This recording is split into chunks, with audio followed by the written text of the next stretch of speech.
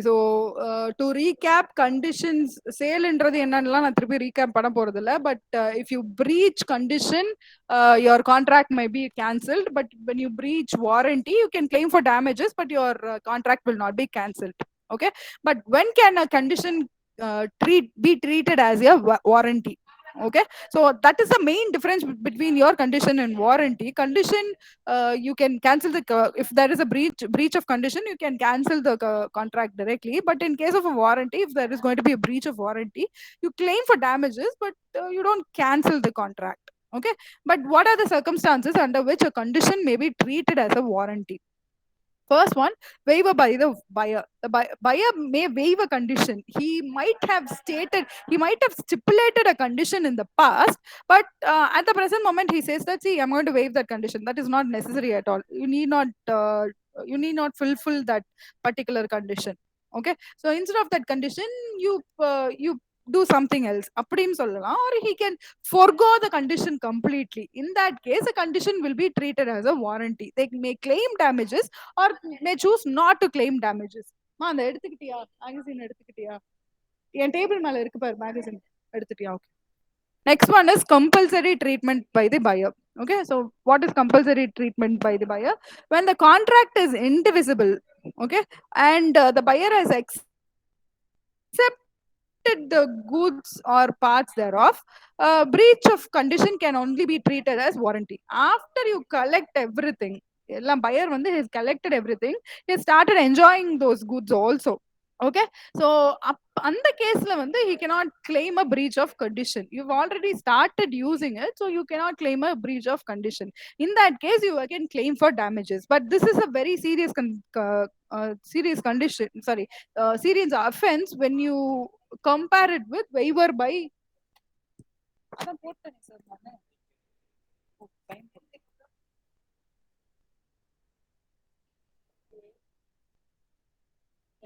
நித்யாக்கு கொஞ்சம் கால் பண்ணி கூட. So when a buyer has accepted all the goods, after accepting all the goods and he has started enjoying all those goods, he cannot go and claim that the condition has been foregone, right? So that should be done while accepting itself. Okay, so this is a much more serious offense than waiver by the buyer. Waiver by the buyer is where the buyer, in his own goodwill, he considers and he lets go of that condition. Okay, he forgoes that condition. Right? So in these two cases, a condition may be treated as warranty, and in these cases, the contract will not be cancelled. Okay. Next one is called as your implied warranty. What are implied warranties? Implied is nothing but it is already known. It need not be explicitly stated. It need not be written down. It is already known. Okay, it will be already known according to that particular sale of contract. Now, what are implied warranties? Implied warranties are those which laws presume to have been incorporated in the contract of sale in spite of the fact that the parties have not expressly included them in the contract of sale. It is not written down, but both parties agree that this is a warranty. Okay, so நல்ல கண்டிஷன்ல குடுக்கணும்ன்றது it's a condition. Sorry, it's a condition, but I'll use this particular example itself. நல்ல கண்டிஷன்ல குடுக்கணும்ன்றது you need not state it. When you are buying a new product, it is assumed that you get it in a proper condition, in a working condition. Okay, that might not be explicitly stated. It can be explicitly stated, but it is not necessary to be explicitly stated. It will be implied. Okay, now what are these implied warranties? What can be considered as these implied warranties? First one is warranty as to possession. Okay, so there is an implied warranty that the buyer shall have and enjoy quiet possession of the goods. Okay, so இது எல்லாத்தையும் சொல்லி இது பண்ணணும்னு கிடையாது. He can enjoy quiet possession of the goods. He can quietly get it and he can start enjoying those goods. Okay, so if the buyer's possession is distributed by anyone having a superior title than that of the seller, the buyer may sue the seller for breach of warranty. Okay, so if the seller here is going to act as a party, act as a third party instead of being the owner themselves, then the buyer has all the right to sue the seller here. Okay, because he has paid the money to the seller, and once the transfer of ownership is done, he should own everything.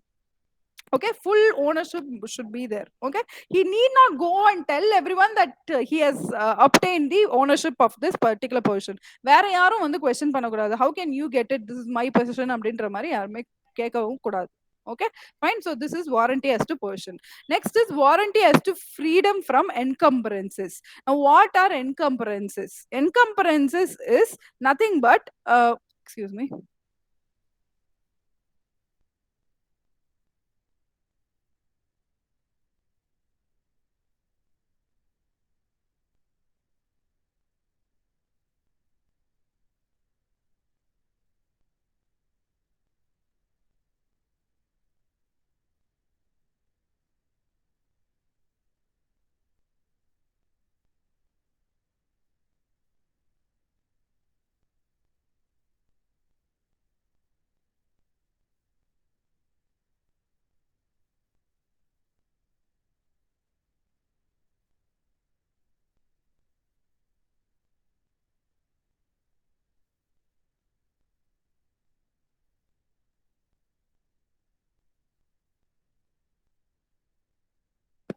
Okay, so what are encumbrances? Encumbrances are nothing but if part of the property that you're going to own is under charge by another third party, it is the duty of the seller to let you know in before, in prior, right? So in prior, the seller should let the buyer know that part of the property is in charge of someone else. Okay, it need not be owned by someone else. It's in charge of someone else, right? So this has to be announced. Let's say that there is a property and there is already a watchman there. Okay, and this person has sold it to someone else, to a buyer. Now the seller has to inform that there was this watchman and do as you wish with the watchman, and he is also supposed to inform the third party. Watchman to போயிட்டு see, I'm selling this particular piece of land, so you find your own way அப்படின்றது. He should make sure that he is going to do that. But if he is not doing that and the person is going to cause the buyer some troubles, then the buyer is free to sue the seller, okay, for damages. Okay, these are implied warranties. These are two implied warranties. Now what are other implied warranties? So warranty to disclose dangerous nature of goods. If the goods are going to be hazardous or cause physical or psychological damages to any person, it is the duty of seller to inform about the same. Okay, and finally warranty as to fitness or quality by usage of trade. Okay, so the goods should be in proper quality and it should be fit for trade.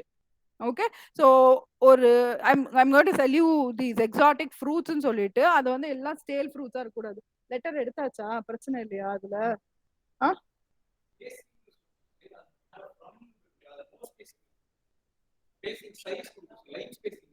ஆ பண்ணிட்டியா? Excuse me.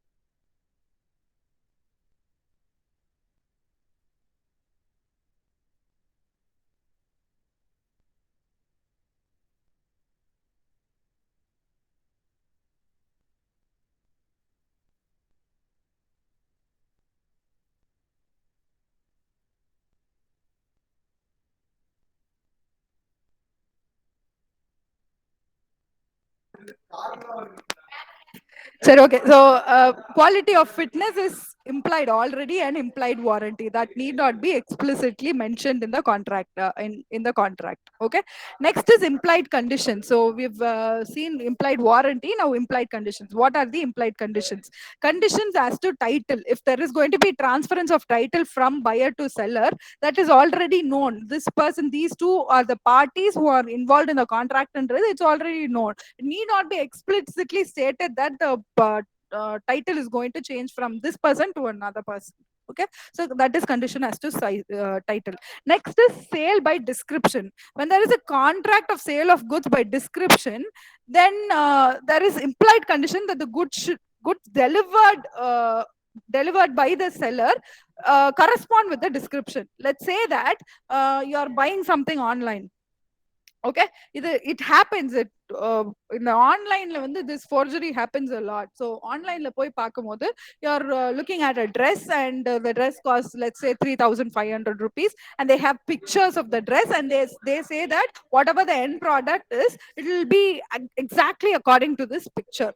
Okay, but when you finally get the dress, அது வந்து என்னன்னா வந்து it will be many sizes small. Okay, there are even some cases where they paid lots of money for a dress, and வரப்ப பாத்தீங்கன்னா இந்த பொம்மை போடுற மாதிரி ட்ரெஸ் வந்திருக்கும். பொம்மை போடுற ஒரு டாய் போடுற சைஸ்ல வந்து ட்ரெஸ்ஸஸ் வந்திருக்கும். Okay, so in the description, if there is a description, the product should match the description. Now this need not be explicitly stated as a condition in the contract. Okay, and you are free to, இப்ப இந்த மாதிரி டாய் dresses அமிச்சு, if you are going to pay thousands and thousands of rupees just for a toys dress, you are free to go and sue the seller for damages, right? And you completely cancel the contract, and you go and sue for the entire price of the dress itself. Okay, next is sale by sample. If there is a sample, the bulk should correspond to the sample. Okay, whenever you're going and buying bulk materials, இப்போ போய் வந்து, especially if you take construction, for example, construction materials, you go and look at tiles எல்லாம் போய் வாங்குறீங்கன்னு வெச்சுக்கோங்களேன். ஒரு tile வாங்குறீங்க, bathroom tiles and all that. If you're going to go and buy that, you go and see just one piece, one or two pieces. You don't go and see the entire bulk of materials, right? But it is implied that the sample will the bulk will be similar to the sample that you went and saw in the shop. Okay, so the sale of sample என்றது it need not be explicitly implied, but it is always understood that the bulk should always match the sample. Okay, and sale by sample as well as description. So if you're going and seeing a sample, and they are giving you a description as well, so the final bulk of material that you receive should match both the sample and also fit into the description. Or a sample பார்த்துட்டு, this is especially true in custom designs. You're going and looking at the sample, but you want some custom changes made in that sample. Okay, so the photography studio எல்லாம் போகும்போது you will go and get the frame. They frame வேணும், but photos I need all these corrections. I don't need the photo as it is, but I need those corrections. அப்படின்றப்ப you're going and seeing a sample as well as giving them description. So whatever sample that you have given and whatever description, let's say that you need 10 copies of those photo frames. அப்படின்னா வந்து whatever you've described, they should deliver it to you. Okay, this need not be explicitly stated. All right. And again, quality of fitness is also need not be explicitly stated. It should be in proper quality. Okay, and condition as to merchantable quality. Merchantable quality means the goods should be resellable in the market under a particular description. This is especially true when you're buying precious metals. Gold எல்லாம் வாங்குறீங்க அப்படின்னா it should be in merchantable quality. நீங்க திருப்பி இது போய் resell பண்றப்போ you should be able to resell those products. Okay, even these days you're buying gold online, இல்லையா? So there is always going to be a description, and you make sure that the gold is resellable. Okay, and condition as to wholesomeness. If you're ordering something or if you're buying something, you should receive the whole product and not in part. This need not be explicitly stated in the condition. Okay, so these are all the implied conditions within the contract. Okay. Now, what is called as caveat emptor? You might have already come across this particular word called caveat emptor. Caveat emptor is a Latin word which means buyer beware.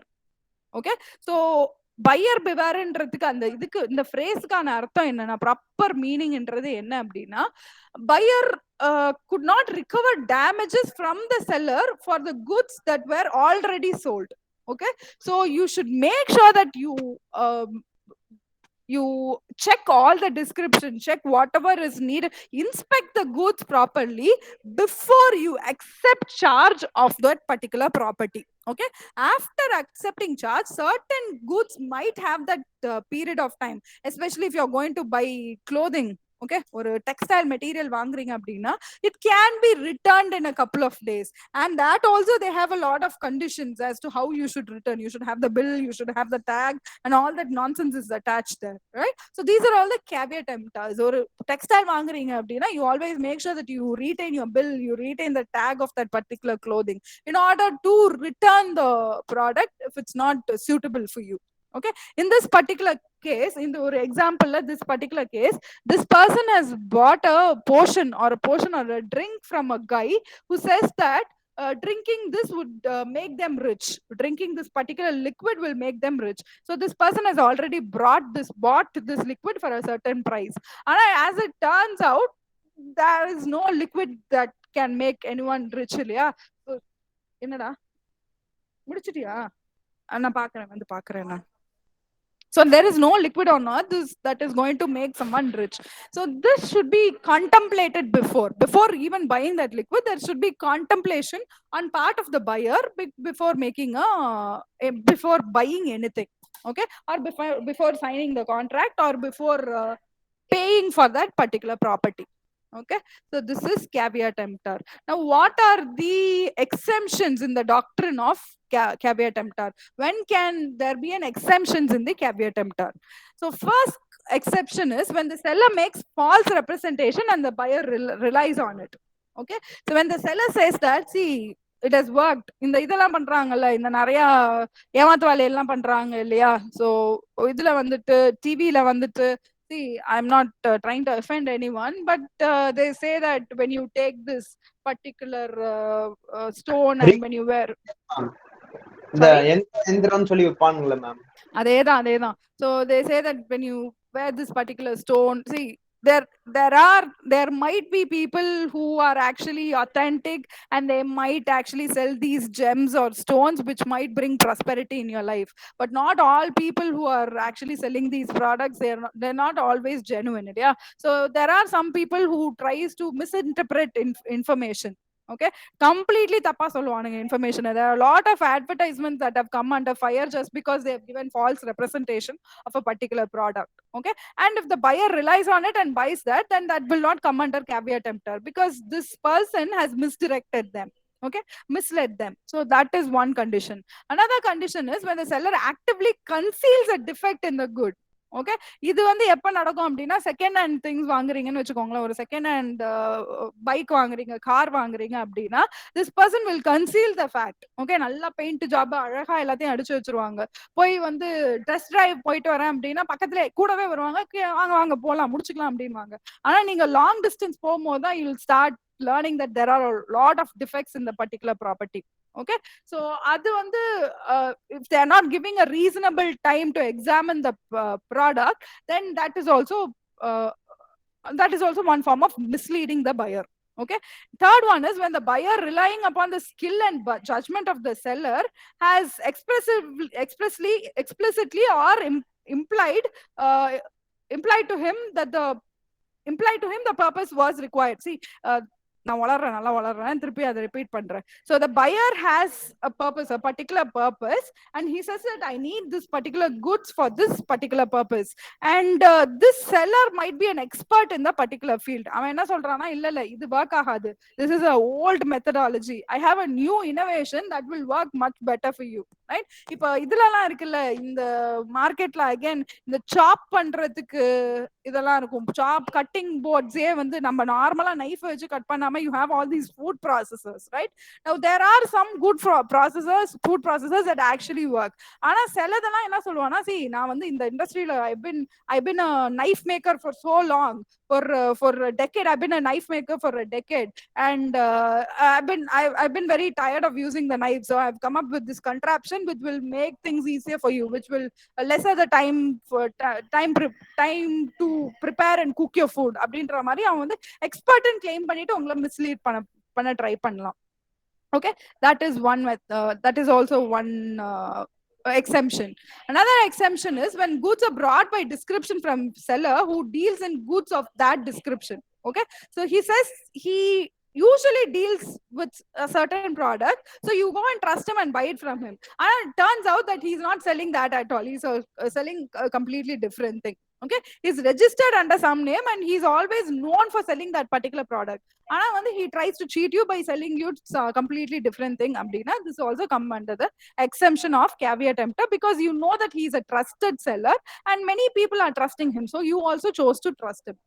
இந்த இது வந்து நடந்திருக்கு இல்லையா, போனை போய் அமேசான்ல order பண்ணா வந்து there have been cases where they've received bricks, right? So அதெல்லாம் you trust Amazon. இங்க வந்து நீங்க செல்லர் பார்த்து சூஸ் பண்றதுல most of us don't see who the seller is, who the seller to Amazon is. Now Amazon is going to be the middle party, and you trust Amazon and you buy from them, but eventually you get a brick.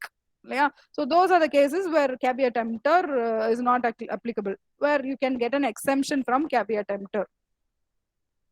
The class எப்போ முடியும், இந்த hour எப்போ முடியுது ma'am? 4:30 ma'am. 4:30 தான், அப்ப இன்னும் time இருக்கு. Okay, how does the ownership transfer from one person to another, or passing of a property? How do you pass a property from one person to another? Okay, so risks always follow the owners. Okay, whether the delivery has been made or not, risk always follows the owner. Delivery pannita, buyer will become the owner and the risk will be laid on him. And if the transference has not been made and the money has not been paid, then the seller will own the property and he will bear the risks. Okay, but in any case, risk will always follow the owner. Okay, the owner வந்து பையரா இருந்தாலும் சரி செல்லரா இருந்தாலும் சரி, risk will always be levied on the owner. Okay, and if goods are lost or damaged by accident, then the loss completely falls on the owner. Right, so this is one of the important essential qualities or essential aspects of property transference. Okay, risk will always rely on the owner, risk will always be levied on the owner, and they should, excuse me 1 minute. சொல்லுங்க sir. இருக்கு sir. Sir அப்பா கிட்ட கேக்குறீங்களா sir? அப்பாவும் போறேன், நான் வரல sir, எனக்கு காலேஜ் 30க்கு தான் முடியும். அப்பாக்கு கால் பண்ணி கேளுங்க சார்.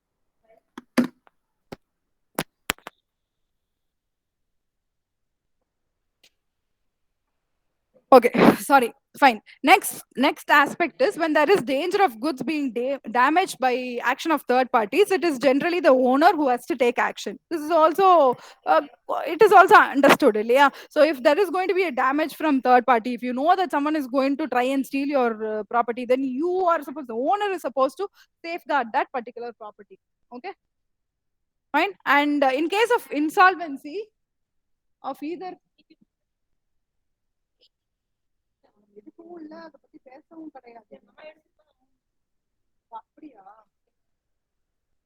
இல்ல நான் வந்து எடுக்கல ma'am.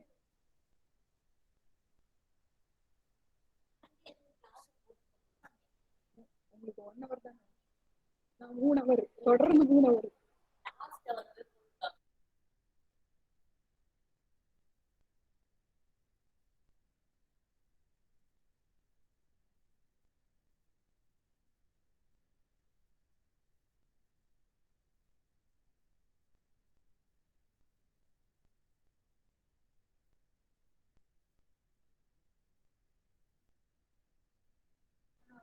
Okay, sorry. So if there is going to be seller, if there's going to be insolvency in case of seller or the buyer, it is necessary to know whether the goods can be taken over by the official assignee or the official receiver. Now, official assignee inradhu, the person who is going to represent the seller in case he goes into insolvency, and official receiver inradhu, the person who is going to represent the buyer in case he's insolvent. Okay, now it will depend upon the contract that is drawn, and it will depend upon the property also, entirely depend upon the property also in this particular case of solvency. Okay, so these are the three main aspects of property transference. Next is now, what are the cases, specific cases in particular to specific and ascertained goods? Now, yesterday I spoke to you about specific and ascertained goods and generic and unascertained goods. To refresh again, specific and or example use பண்ணியே சொல்றேன், specific and ascertained goods. Let's say that there is you want to buy a bag of rice, a 3 kg bag of rice, and this person, this shopkeeper has a 25 kg bag of rice, but you need only 3 kg bag of rice from that. Okay, now generic goods in the 25 kg of bag which can be sold to anyone and everyone. Okay, that is a generic good or unascertained good. Now specific goods in the 3 kg which is specific to you, which you want to buy, which you intend to buy, that is called as specific goods. Okay, now how do you pass the property in case of specific goods or ascertained goods? Okay, so when there is an unconditional contract for sale of specific goods in a deliverable state, the property in the goods passes to the buyer when the contract is made. Okay, in the condition I'm going to go and pay him, and the person is going to give me the product, then the contract is made and the property is passed. Okay, direct transference of property. Okay, but in case of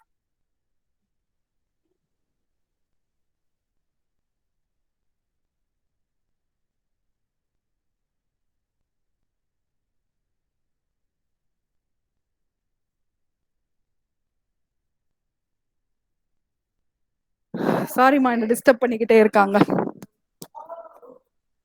Okay, so when there is a contract of specific for sale of specific goods not in a deliverable state, if they are not in a deliverable state, or 3 kg of rice என்றத நீங்க deliverable stateல வாங்கிடலாம். But what about 25 kgs of rice or even liquids, liters and liters of liquids?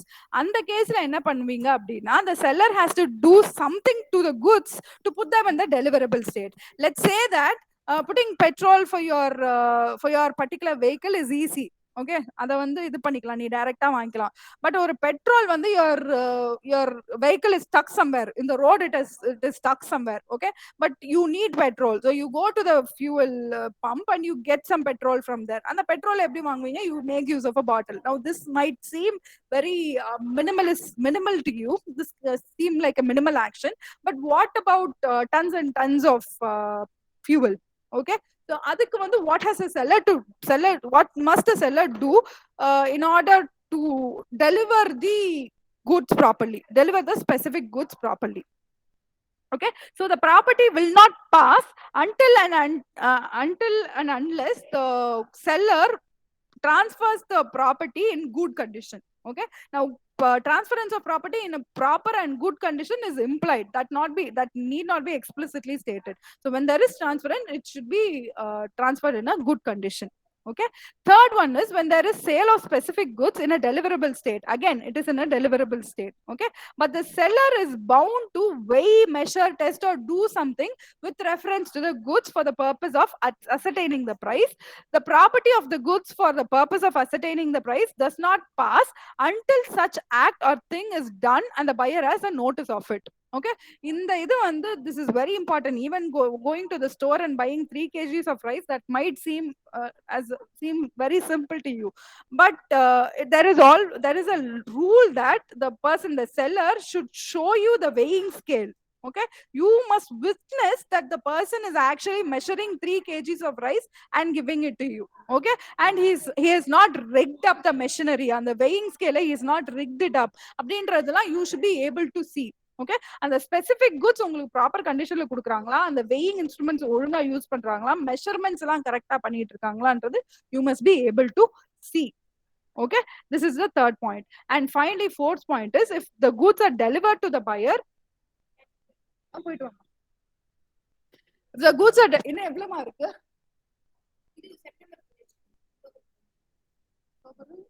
October மட்டும்தானா? SL ma'am RTL ma'am அம்மா close பண்ணிட்டு போயிடு. நீ open பண்ணினா உனக்கு திருப்பி அதே தான் ஓபன் ஆகும். கேன்வா தானே, கேன்வா சேவ் ஆகிடும். A one second.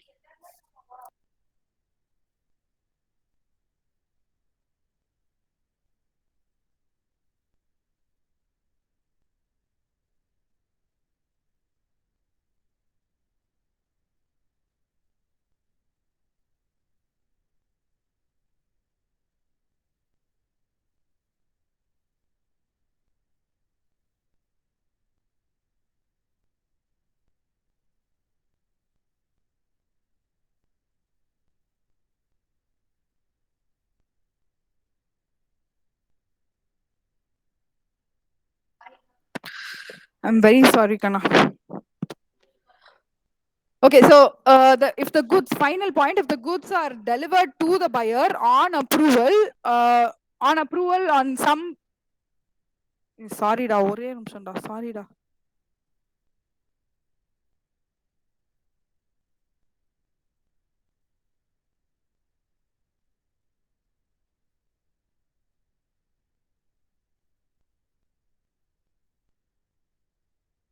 Okay, fine. So final point is on approval basis na enna arthomna, only on the approval of the seller or only on the approval of the buyer should the transference of property should be done. Okay, so you can send it over now அப்படினு சொல்றப்ப மட்டும் தான் வந்து the transference of property can be done. Without notifying them, you cannot transfer the property. And if that is done, the buyer or the seller, if the seller is not going to notify the buyer has the rights to reject the material. Okay, reject the material and even claim for damages. Okay, so this is the passing of property in specific and ascertained goods. I'm very sorry about cutting your classes in between. I have some things going on here. Okay, now what are the aspects, what are the important aspects when you consider passing of property in generic and unascertained goods? The first one is the property in unascertained goods or future goods does not pass until the goods are ascertained. Okay, now unascertained goods, they are not specific, they are very generic in nature. ஜெனரிக்ன்றதுனால அப்படியே எடுத்து கொடுத்துட முடியாது. Because when you think about something, when you think about any product, you consider them in terms of unit. For calculating price or calculating the cost, you consider it in terms of prices. இல்லையா? So ஒரு back of rice, இந்த back ஃபுல்லா வந்து நீ ஒரு 25,000 rupeesக்கு எடுத்துக்கோ அப்படின்னா, the person might have intuitively calculate whatever the amount of product inside a bag. Okay, let's say that a person is carrying certain amount of mangoes. Okay, he's carrying certain amount of mangoes with him and he says that, okay, I'll give you this entire bag for 50 rupees. Abdina, he has intuitively ascertained that this might be the weight of this particular product and this weight can go for 50 rupees. Okay, so unascertained goods should always be ascertained before the property is transferred from one owner to another. Okay, fine. Next இது என்னன்னா, unascertained goods ன்றது it's always a large quantity, very large quantity. Okay, so if there is going to be a sale of a large quantity, and for example they have taken 50 quintals of rice out of a heap in a bees in bees godown. So there is a godown, and godown there is going to be tons and tons of rice, and from that tons of rice only 50 quintals of rice will pass on appropriation of specific quantity. Okay, from one party, again with the assent of another party. Okay, let's say that a hotel owner has been getting, a restaurant owner, a big restaurant owner has been getting 50 quintals of rice each month from one godown. Okay, he's received unascertained quantities of rice in the past. Okay, because he has gotten a lot of rice in the past from this particular owner, but in every month he needs only 50 quintals of rice. So on the entire unascertained quantity of rice, from that a specific quantity will be passed on to the buyer. Okay, from only when the buyer assents to it, only when the buyer accepts to it. But buyer suddenly he changes his mind and he says that I need only 40 quintals of rice now. This person cannot claim that, see, you've been buying 50 quintals of rice every month, so I'll only give you 50 quintals of rice என்றது seller claim பண்ணவே முடியாது. If he changes his mind, this person is supposed to respect his wishes. Okay, so now this is passing of property in generic and ascertained goods. Now generic and unascertained goods பொறுத்த வரைக்கும் all the rules of specific and ascertained goods will also follow. Okay, because generic goods will not be sold as it is, they will be converted into specific goods and then only sold. Okay, this is just contemplation as an entire good, entire property a contemplate பண்ணும்போது it is going to be a generic good. But when you are going to sell it, when you are going to purchase it, it will be always quantified into a specific good. Okay, quantified into an ascertained good. Okay, next is passing of risk. How does risk pass from one person to another? Okay, so the general rule is unless and otherwise agreed upon, the owner always bears the risk, right? So risk எப்பயுமே owner கிட்டே தான் இருக்கும். And let's say that before even the contract has been fulfilled, the seller will bear all the risk of that particular property. Okay, unless and until the property is fully transferred to the buyer. Okay, and this rule is known as respirate domino, or respirate domino translates to loss always falls on the owner. Okay, irrespective of who the owner is, the owner might be the seller or the buyer, risk always falls on the owner. Okay, this is the same point that I spoke about before. Okay, ஆனா என்ன பண்ணலாம் அப்படின்னா, in some cases the parties might agree that even though, see, a good someone might have purchased something, let's say that ஒரு plane வாங்குறாங்கன்னு வெச்சுக்கோங்க, ஒரு aircraft, someone has bought an aircraft. Now aircraft cannot be delivered completely. ஒரு aircraft எடுத்துட்டு போய் அவங்க வீட்டு முன்னாடி வைக்க முடியாது, வீட்டுக்குள்ள வைக்க முடியாது. ஓகே, ஸோ ஒரு ஏர்போர்ட்லயோ ஒரு ஹேங்கர்லயோ ஒரு ஏர்போர்ட் ஹேங்கர்ல தான் அதை வைக்க முடியும். Right, there are hangers இல்லையா for each and every specific flight, that there is going to be hangers. Right, let's say that Lufthansa is selling a flight to Air India. Okay, for example, let's say that Lufthansa is selling a flight to Air India. அது அங்கே தான் இருக்க போகுது, அந்த airport உள்ளே தான் இருக்க போகுது, some hangarல இருக்க போகுது. It's going to be changed from one hangar to another, one stock room to another stock room. If you want to get technical, one stock room to another stock room. Lufthansa is going to have its own stock room, and Air India is going to have its own stock room, which is otherwise called as your hangar. Okay, while this while this aircraft is being transferred from your Lufthansa hangar to Air India hangar, these persons might negotiate a deal and say that, see, if there are going to be damages, both of us will bear those damages in 50-50. Half will bear the damages. You take 50% of the damages, I'll take 50% of the damages, because this is inside the hangar itself, inside the airport itself. Or even என்ன சொல்லலாம், buyer என்ன சொல்லலாம், until the time that you deliver it to my hangar, you bear all the risk. The seller bear all the risk. Even though I paid the money in full, even though I own the aircraft right now, until you deliver it to my hangar, to deliver to the doors of my hangar, if there is going to be any damages, you will bear all the losses, or you will bear all the damages. அப்படினு சொல்லிட்டானா they can negotiate between themselves. So risk can be negotiated in some cases, not in all cases. Okay, can everyone please switch on your cameras? I'll finish with this. Can everyone please switch on your cameras?